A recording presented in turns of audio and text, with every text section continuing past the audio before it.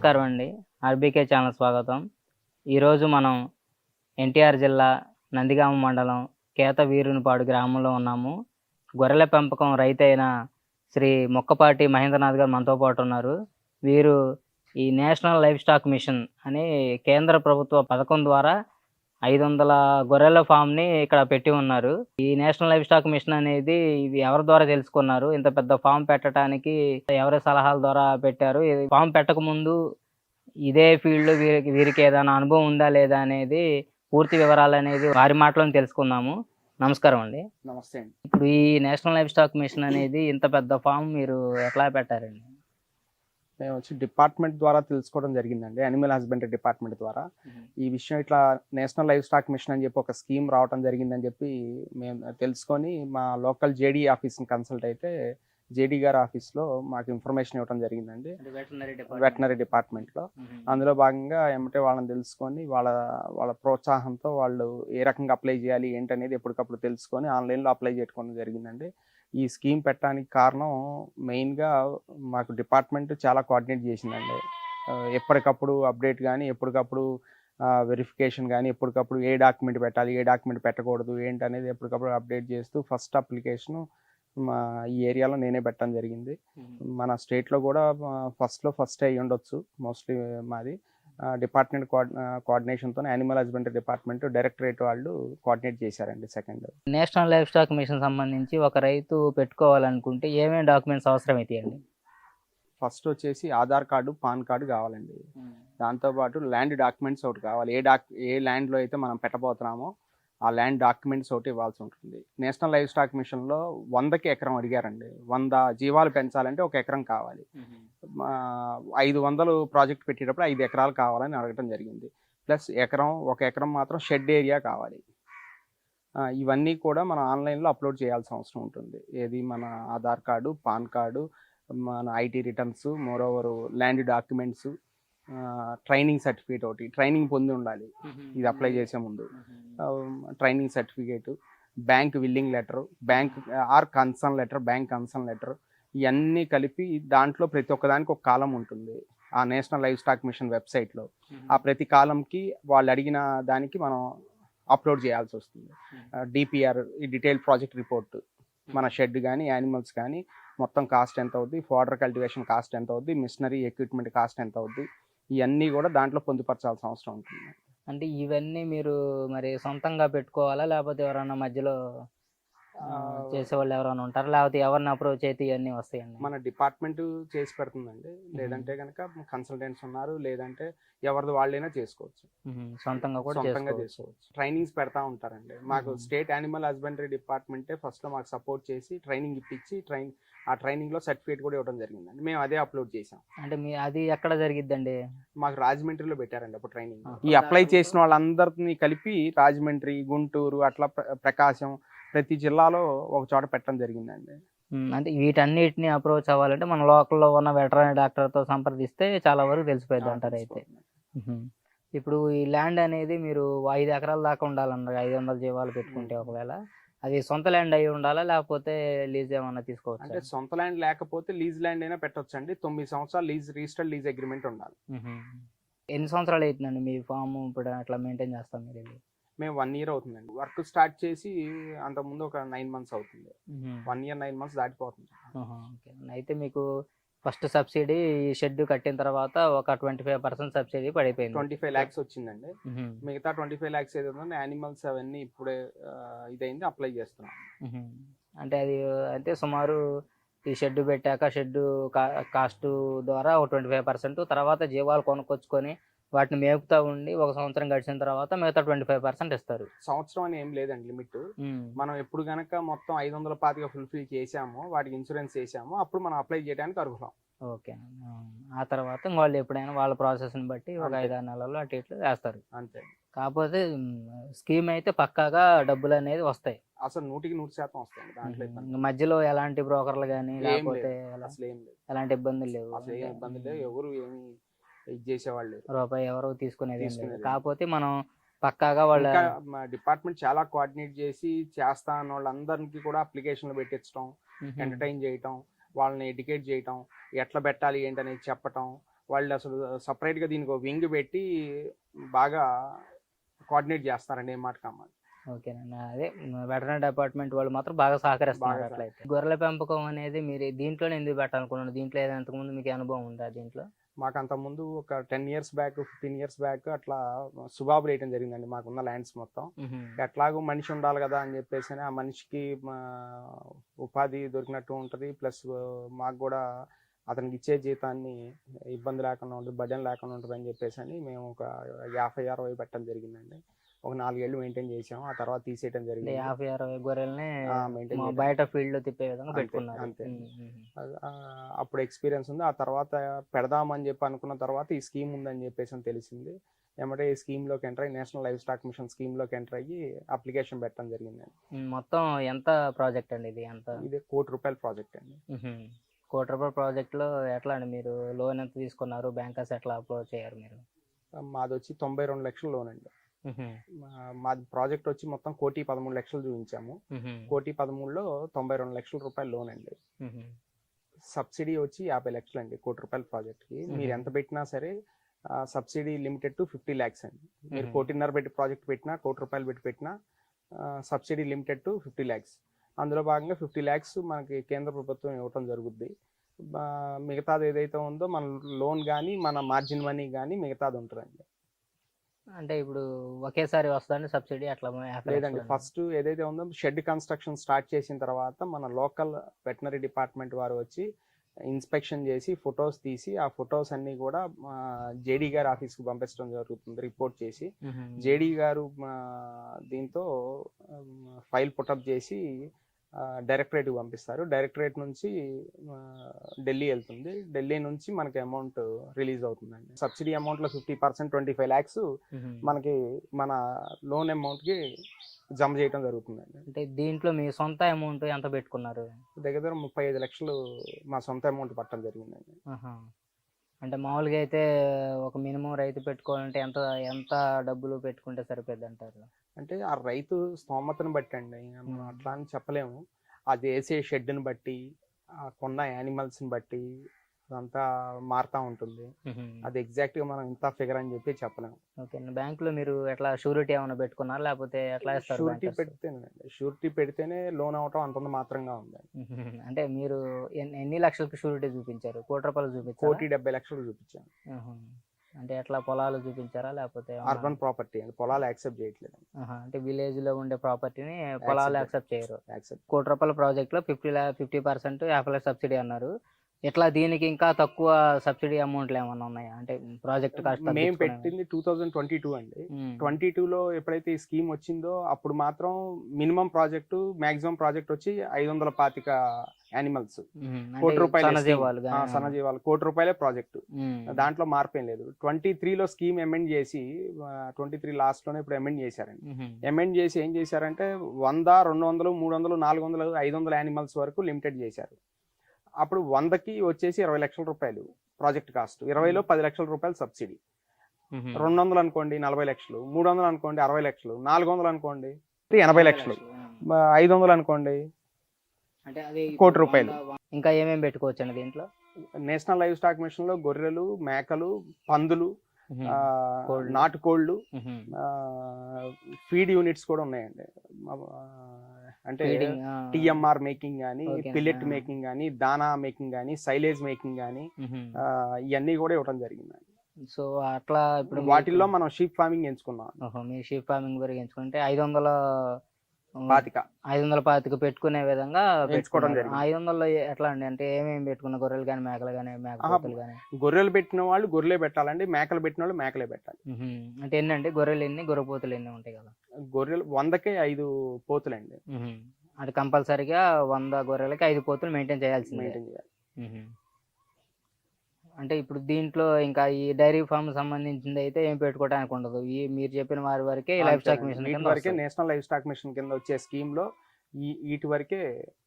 ఇప్పుడు ఈ చిన్నకారు రైతులకు కూడా అందుబాటులో ఉండే విధంగా 100 గొర్రెలు పెట్టుకునే వాళ్ళకి కూడా ఒక 20 లక్షల ప్రాజెక్ట్, 20 లక్షల ప్రాజెక్ట్ కాస్ట్ అండి. 100 పెడితే 100లో 10 లక్షలు మనకి సబ్సిడీ కింద. అంటే ఇప్పుడు మీకు ఇప్పుడు ఈ ₹1,00,00,000 ప్రాజెక్ట్ లో మీకు మొత్తం ఇప్పటి వరకు ఎంత కాస్ట్ అయింది? ₹1,30,00,000 అయింది. కోటి ముప్పై అంటే లక్షలు యానిమల్స్ కాస్ట్ ఎక్కువ పెట్టుకోవాల్సి వచ్చింది. మ్మ్. షెడ్ కాస్ట్ ఎక్కువైపోయింది. Shed elevated AC shed cost ఎంత అయిందండి అట్లా? 65 లక్షలు అయిందండి షెడ్ కాస్ట్. ఎంత అండి ఎట్లా ఎన్ని స్క్వేర్ ఫీట్స్ ఉన్నాయి ఇది? ఇది 12,000 స్క్వేర్ ఫీట్లు అండి. 12 స్క్వేర్ ఫీట్ పొడవు లెంత్ ఎట్లా ఉన్నా 36 ఇంటూ 351 అండి. 351 బారు బారు వచ్చేసి 351 అండి. 36 ఎలడుపు వస్తుంది. వెడల్పు వస్తుంది. ఎన్ని లక్షలు? 65 లక్షలు అయిందండి. 65 లక్షలు. షెడ్ ఒకటే కాదండి, shed, earth filling, transformer, current, చుట్టూరు ఫెన్సింగ్, సోలార్ ఫెన్సింగ్ వేయడం జరిగింది. ఎవ్రీథింగ్ అండి. ఈ షెడ్ లోపల ఈ ఎకరం ఏదైతే డెవలప్ చేసామో అన్ని లేబర్ రూమ్స్ ఎవ్రీథింగ్ మొత్తం కలిపి 60 లక్షలు. Godown, feed godown. అదేలేండి. ఇప్పుడు ఈ షెడ్ అనేది ఇప్పుడు ఈ జీవంకి ఇంతని సపరేట్ గా ఉన్న రూల్స్ ఏమైనా ఉన్నాయి ఇంత షెడ్ కట్టాలని? 500 యానిమల్స్ కి వచ్చి 9,000 అడుగులు షెడ్ వేయమని నేషనల్ లైవ్ స్టాక్ మిషన్ లో పొందుపరచడం జరిగిందండి. అందుకని 525 జీవాలు మెయింటైన్ చేయాలంటే 9,000 అడుగులు కావాలండి. దాని ప్రకారమే కట్టుకున్నారు. దాని ప్రకారం ఈ ఇట్లా కట్టుకోవాలనేది ఈ రూల్స్ అండ్ రెగ్యులేషన్స్ డిపిఆర్ ఏం లేదు. ఈ ప్రాజెక్ట్ రిపోర్ట్ అనేది ఎవరు ఇస్తారండి? ఇట్లా కట్టుకోవాలి అట్లా కట్టుకోవాలని కండిషన్ ఏం లేదండి డిపార్ట్మెంట్ లో. మన సైట్ కి అనుకూలం బట్టి వెంటిలేషన్ బట్టి చేసి చూసి కట్టుకోవటం. అంటే ఈ ఒక షెడ్ అయినా 2 షెడ్లు అయినా మనకి 9,000 స్క్వేర్ ఫీట్లు అనేది చూపించాలి అంతే. ఇవి సపరేట్ గా ఇవి చూస్తుంది మీరు ఇవి ప్లాస్టిక్ స్లాటెడ్ ఫ్లోరింగ్ అనేది కోయంబత్తూర్ నుంచి తెచ్చుకోవడం జరిగింది. ఆ వేసిన యూరిన్ ఎమ్మటే కిందకి వెళ్ళిపోతుంది. మన మెయింటెనెన్స్ ఉండదు, ఊడ్చే పని లేదు. యానిమల్స్ కూడా డిసీజ్ ఫ్రీ అండి. ఇప్పుడు అదే గనక మనం సాయిల్ మీద యానిమల్ ని భూమి మీద కూడా పెట్టుకోవచ్చు, రోజు క్లీన్ చేసుకున్నాం అంటే క్లీన్ చేయించుకోవచ్చు. కాకపోతే ఈ అమోనియా కంటెంట్ ఉండి ఆ గ్యాసెస్ రిలీజ్ అయ్యి అది పోసే యూరిన్ లో అమోనియా కంటెంట్ ఉంది. ఆ అమోనియా కంటెంట్ వల్ల వీటి డిసీజెస్ రావడానికి ఎక్కువ అవకాశం ఉంది. ఇట్లా ఎలివేటెడ్ పెట్టడం వల్ల ఏంటంటే ఎటు గ్యాస్ వెళ్ళిపోతా ఉంటది, ఇటు బాడీ టచ్ అవ్వదు, యానిమల్ డిసీజ్ ఫ్రీగా ఉండడానికి అవకాశాలు ఎక్కువగా ఉన్నాయి. మోరోవర్ ఇవన్నీ కాకపోయినా సరే, ఉన్నా లేకపోయినా అందరూ మెయింటైన్ చేస్తున్నారు. మనం మెయింటైన్ చేసేదే ఉంది. కామన్ గా ఊళ్ళల్లో అందరూ కింద పెట్టి మెయింటైన్ చేస్తారండి. గొల్ల కులస్తులు కానీ ఎవరైనా సరే కామన్ గా చేసేది ఏంటంటే కింద పెట్టే మెయింటైన్ చేస్తారు. ట్రెడిషనల్ ఫార్మర్స్ ఎవరైనా సరే వాళ్ళు వద్దనే చెబుతారు, ఏం అక్కర్లేదు కిందే పెట్టచ్చు అని కూడా చెప్తారు. కాకపోతే ఏంటంటే మనకి మేజర్ ప్రాబ్లం అండి దీంట్లో. ఈ రోజు ఈ 9,000 అడుగునో 8,000 అడుగులో 7,000 అడుగులో ఊడ్చి ఎత్తిపోయాలంటే అది పెద్ద జటిలమైన సమస్య. మామూలుగా మెయింటైన్ చేయడమే చాలా కష్టంగా ఉంది లేబర్ తో. అట్లాంటిది అచ్చం మనం ఊడ్చి ఎత్తిపోయటానికి క్లీనింగ్ కూడా మనుషుని పెట్టాలంటే ఇంకా చాలా ప్రాబ్లం అయ్యే పరిస్థితి ఉందండి.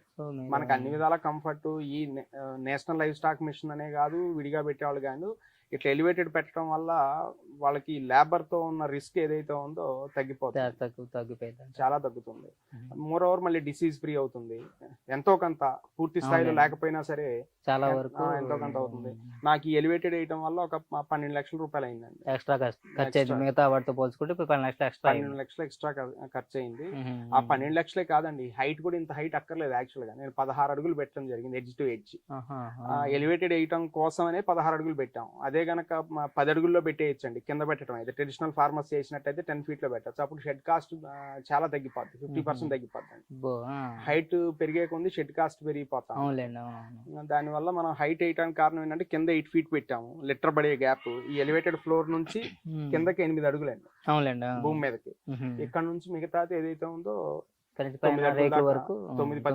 అడుగులు ఉంటుందండి. మళ్ళీ పైన 9 అడుగులు, అప్రాక్స్ 9 అడుగులు దాకా ఉండొచ్చు. ఈ వాటర్ టబ్స్ ఇవన్నీ కూడా ఆటోమేటిక్ అండి. ఆటోమేటిక్ అంటే ఆ లెవెల్ ఏదైతే ఒక 10 ml తాగగానే ఇంకో 10 ml వచ్చేయడానికి ఉంటుందండి. వాటర్ టబ్స్ పెట్టడం జరిగింది మొత్తం కూడా. ఆ వాటర్ ట్యాంక్ కనెక్ట్ చేసాం, ఆ పైప్స్ అన్ని కూడా అండి. ఈ టబ్స్ లోకి వాటర్ వస్తుంది. ఎప్పుడైతే ఈ షీప్ వెళ్ళి ఒక 10 ml కానీ 5 ml కానీ తాగిందో మళ్ళీ 5 ml ఆటోమేటిక్ గా అది ఆటోమేటిక్ గా అది ఫిల్ అవుతుంది, టబ్ ఫిల్ అవుతుంది. అది కూడా లేబర్ ఓరియంటేషన్ వల్ల ఈ పెద్ద పెద్ద టబ్స్ పెట్టి వీటిలో ఫిల్ చేసి పెట్టడం వల్ల ఈ లిటర్ వేయటం, యూరిన్ పోయటం, డస్ట్ వచ్చి పడిపోవటం, పాసి పట్టడం, దాంట్లో పురుగులు డెవలప్ అవటం ఇవన్నీ కూడా ప్రాబ్లం అవుతుందండి. ఈ ఆటోమేటిక్ సిస్టమ్ అయితే ఏంటంటే ఎంత పోతే అంతే వస్తూ ఉంటాయి. మోరోవర్ ఆ చిన్న టబ్బు ఏదైతే ఉందో దాంట్లో ఒక 2 లీటర్స్ పడుతుందండి వాటర్. ఆ 2 లీటర్స్ 10 ml తగ్గానే మళ్ళీ 10 ml ఫుల్ అవుతుంది. మనం ఆ కింద దానికి ఉన్న డమ్మీ ఓపెన్ చేయగానే మొత్తం కిందకి వెళ్ళిపోతుంది. ఈ లేబర్ ఖర్చు తగ్గుతుంది ఒకటి, రెండోది హైజీనిక్ వాటర్ ఇవ్వడానికి అవకాశం ఉంటుంది. మనం ప్రతి గొర్రెకి తాగకుండా ఫ్రెష్ గా తాగడానికి వీలుంటుంది. ఈ అదే గనక పెద్ద టబ్స్ పెడితే 100 లీటర్లు పడుతుంది. దాంట్లో 100 లీటర్స్ కెపాసిటీ ఉంటాయి సపోజ్. ఆ 100 లీటర్స్ వేస్ట్ అవుతుంది వాటర్. క్లీనింగ్ ఒక పెద్ద ప్రాబ్లం అవుతుంది. అది ఒక పూట పని ఉంది. మొత్తం టబ్స్ అన్ని క్లీన్ చేసుకుంటూ వెళ్ళటం, మళ్ళీ ఇది చేయటం, మళ్ళీ రేపు మార్నింగ్ చేయాలి. ఇదేం లేదు, అక్కడే బ్రష్ ఉంటుంది, ఇట్లా బ్రష్ పెట్టి కొట్టేయటం, వాటర్ తీసేస్తే 10 నిమిషాల్లో మొత్తం షెడ్ మొత్తం క్లీన్ చేసుకోవచ్చు. ఉన్నట్టు వాటర్ డ్రాప్స్ అన్ని కూడా 10 నిమిషాల్లో షెడ్ మొత్తం అయిపోతుంది. అందుకని చెప్పేసి ఆటోమేటిక్ అవి డ్రింకర్స్ పెట్టడం జరిగిందండి. దానికి ఎంత కాస్ట్ అయిందండి వాటి కోసం? అది పెద్ద కాస్ట్లీ ఏం కాదండి, రీజనబుల్ కాస్ట్ లోనే, ఎఫర్టబుల్ పెద్ద కాస్ట్లీ కాదు. మనం సింపుల్ గా పెట్టుకోవచ్చు, ప్రతి రైతు కూడా ఎఫర్టబుల్ చేసుకోవచ్చు. అవి మ్యాండేటరీ అండి. మినిమం ఈ ల్యాబ్ ఇప్పుడు నాకు 12 లక్షల రూపాయలు ఎలివేటెడ్ కి అయినా సరే 3 లేబర్ పడతారండి. ఇప్పుడు మీకు ఎంత మంది వర్క్ చేస్తున్నారు? ఓన్లీ క్లీనింగ్ వచ్చేసి 3 పడతారండి. 3కి వచ్చేసి దగ్గర 1500 రూపాయలు ఇవ్వాలి రోజుకి. నెలకి ఎంత అయిందండి? 45,000. సంవత్సరానికి ఎంత అయిందండి? 4,80,000, 5 లక్షల దాకా 5 లక్షల రూపాయలు అవుతుంది. అంటే ఒక 2.5 years లో మన డబ్బులు మనకు వచ్చేస్తాయి. అదేలేండి. అదే 3 ఉండే చోట ఒకళ్ళని పెట్టుకొని మీరు సింపుల్ మేనేజ్ చేయొచ్చు. ఏదో రకంగా డొల్లిచ్చుకొని పోవాలి తప్పితే మనం వన్స్ పెట్టిన తర్వాత వెనక్కి తిరిగే పరిస్థితి ఉండకూడదు కదండి. అందుకని ఎలివేటెడ్ వేయడం జరిగింది. ఇప్పుడు ప్రజెంట్ మీ ఫామ్ లో ఎంత మంది వర్క్ చేస్తున్నారండి? 6 చేస్తున్నారు. 6 వర్క్ చేస్తున్నారు. మొత్తం ఇక్కడే ఉంటారా లేకపోతే ఎట్లా? వాళ్ళు బయట నుంచి వచ్చేవాళ్ళు ఉన్నారు, ఇక్కడ ఉండేవాళ్ళు ఉన్నారు. 24 గంటలు ఇక్కడే ఉండి వీటిని సంరక్షణగా చూసుకొని నైట్ పూట లేబర్ ప్రాబ్లం మేజర్ అండి షీప్ ఫార్మింగ్ లో. లేబర్ ఒకటి మెయిన్, ఫోడర్ కల్టివేషన్ ఒకటి మెయిన్. ఈ 2 గనక ఓవర్కమ్ చేయగలిగితే, వాటి పొట్ట నిండా పెట్టగలిగితే అది కూడా మంచి ఈల్డ్ ఇస్తుంది. మనం తిండి పెట్టకుండా ఆశిస్తే అదేం ఇవ్వలేదు కదండి. ఇప్పుడు మీ ఎట్లా అండి ఫీడ్ మీరు ఈ లోపల ఉన్న వీటిలోనే వేస్తారా లేకపోతే బయటికి తోలపోతుంటారా? ప్రస్తుతం మాదే ఫామ్ ఉందండి, చుట్టూరు కూడా ల్యాండ్స్. దాంట్లోకి వెళ్ళి తిన వస్తా ఉంటే ఒక మేత ఇక్కడ ఇస్తా ఉంటాం. అది ఇది 2 కంబైన్ చేస్తాం. అది కూడా అదంతా మినప్పొట్టు అండి. మినప్పొట్టు, కందిపొట్టు, పుల్లశనగ అవన్నీ కూడా స్టాక్ చేయడం జరిగిందండి. వాటిని గ్రైండ్ చేసి ఇవ్వటం జరుగుతుంది. ప్లస్ కొంత సూపర్ నేపియర్ ఇవ్వడం జరుగుతుంది, కొంత స్వీట్ పొటాటో ఇవ్వడం జరుగుతుంది. అంటే రోజుకి ఎప్పుడు ఏ టైంలో వేస్తారండి? ఎన్నిసార్లు వేస్తారు, ఏ టైంలో వేస్తారు? ఒకవేళ స్టాల్ ఫీడింగ్ కనుక ఒకవేళ బయటకు వెళ్ళలేని పరిస్థితుంది, స్టాల్ ఫీడింగ్ అంటే రోజు 3 సార్లు వేయడం జరుగుతుందండి. ఇది చాప్ కటర్ అన్నారు కదండి. ఇది వచ్చేసి JF60 Max అని చెప్పేసి అని చాప్ కటర్ అండి. ఏదైతే ఉందో ఈ ట్రక్ వచ్చి ఇక్కడ అన్లోడ్ అవుతుందండి ఈ ఏరియాలో. ఈ అన్లోడ్ అయిన ఏరియాలో నుంచి ఈ చాప్ కటర్ లోకి మన ఫీడ్ అదే మన గడ్డిని పెట్టడం జరుగుతుంది. అది చాప్ అయిపోయి దీని ఈ ఎలివేటెడ్ పైకి వచ్చి పడుతుంది. డైరెక్ట్ గా మీ పైకి వచ్చి పడిపోతుంది. పైకి వచ్చి పడిపోయిన తర్వాత ఆ ట్రాలీలో లోడ్ చేస్తామండి. ఆ ట్రాలీలో లోడ్ చేసి లాక్కుంటూ వెళ్ళిపోయి అటు ఇటు డిస్పోజ్ చేసేస్తారు. ఈ తొట్టులో వేసుకుంటూ వెళ్ళిపోతారు అటేపు ఇటేపు. అంటే లేబర్ తో ఉన్న ఇబ్బంది, లేబర్ ని తగ్గించుకోవడం కొరకు మీరు దీన్ని పైకి వచ్చే విధంగా కింద నుంచి మొయ్యాలంటే మళ్ళీ ఒక 4 ఎక్స్ట్రా లేబర్ కావాలండి. మీరు ఇది సొంతంగా చేయించుకున్నారండి? ఇది బ్రెజిల్ అండి. ఇది 2,40,000 అండి చాప్ కటర్. ఇంకోటి high speed, moreover chopping quality కూడా చాలా బాగుంటుంది. ఇది మొక్కజొన్న సైలేజ్ చేయడానికి కూడా ఉపయోగపడుతుంది. అంటే ఏమేమి కటింగ్ చేసుకోవచ్చు దీంట్లో ఎవ్రీథింగ్ అండి. మొక్కజొన్న, super napier, any napiers, any corn, any green fodder fine quality. 5 mm కావాలంటే 5 mm వస్తుంది, 13 mm కావాలంటే 13 mm. దాంట్లో 2 గేర్స్ ఆప్షన్స్ ఉంటాయి. అడ్జస్ట్మెంట్ చేసుకొని చాప్ చేసుకోవచ్చు. ఇది దీనికి ఏమైనా సబ్సిడీ ఏమైనా ఇచ్చారండి? మనకి దీంట్లో ఈ ప్రాజెక్ట్ కాస్ట్ లోనే. మీరు DPR అదే ప్రాజెక్ట్ రిపోర్ట్ తయారు చేసేటప్పుడు ఇది కూడా పెట్టుకున్నారు? అంతే అండి. అంటే ఈ ఏదైనా కానీ మనం ప్రాజెక్ట్ రిపోర్ట్ తయారు చేసేటప్పుడు ఇవన్నీ ఇంక్లూడ్ చేసుకోవచ్చు. అంటే ఇప్పుడు మీరు ఈ గొర్రె పిల్లల్ని ఎంత ఏజ్ అప్పుడు తీసుకొచ్చుకున్నారండి? ఎంత ఏజ్ వరకు మేపాలి వీటిని? అట్లా గొర్రె పిల్లలు కాదండి, అన్ని గొర్రెలే. ఆ గొర్రెలు పిల్లల్ని మేము పెద్దయ్యే తెస్తాము, వాటితో పాటు కొన్ని పిల్లలు వస్తాయి. మీరు ఎంత పెట్టి తెచ్చుకున్నారండి ఒక్కొక్క గొర్రెని? అట్లా 15,000, 16,000 అట్లా. మీరు తెచ్చుకున్న వాటిని ఎన్ని నెలలు మేపుతారు ఇక్కడ మనకి? ఇంకా దాని లైఫ్ స్పాన్ ఎన్నాళ్ళు ఉంటే అన్నాళ్ళు ఇక్కడ బ్రీడింగ్ చేయటమేనండి. మాది బ్రీడింగ్ యూనిట్ కదండి. అదేలేండి. ఇంకా అది పిల్లల్ని ఉత్పత్తి చేసి ఆ పిల్లల్ని మనం సేల్ ఆ చేసుకుంటాం పిల్లల్ని సేల్ చేసుకోవచ్చు అంతే. మీరు. అంటే అది ఎంతకాలం అంటే వాటిని తీసుకొచ్చుకొని మేపి పిల్లల్ని చేసి అది అమ్మటానికి ఎంతకాలం పట్టిద్దండి మేము? అంటే మీరు అంటే పెట్టిన 2 కాస్ట్ రావడానికి సంవత్సరాలకి 3 పిల్లల్ని ఇస్తాయండి. 2 సంవత్సరాలకి 3 పిల్లలు. 3 పిల్లల్ని వస్తాయి. అంటే మీరు మనకు ఆ ఇన్కమ్ ఆ పిల్లల మీదే రావాలండి. అదేలేండి. అంటే మీరు ప్రజెంట్ మీరు దీని మీద ఆ పిల్లల్ని అమ్మి ఏదన్నా ఇన్కమ్ యాన్ చేశారా? లేకపోతే ఆ ప్రాసెస్‌లోనే మేము ఉన్నారా? పిల్లల్ని బాడీ వెయిట్ 30 kgs 35 kgs వచ్చినప్పుడు సేల్ చేస్తుంటామండి. లైవ్ వెయిట్ వచ్చి 410 అట్లా సేల్ చేయడం జరుగుతుంది.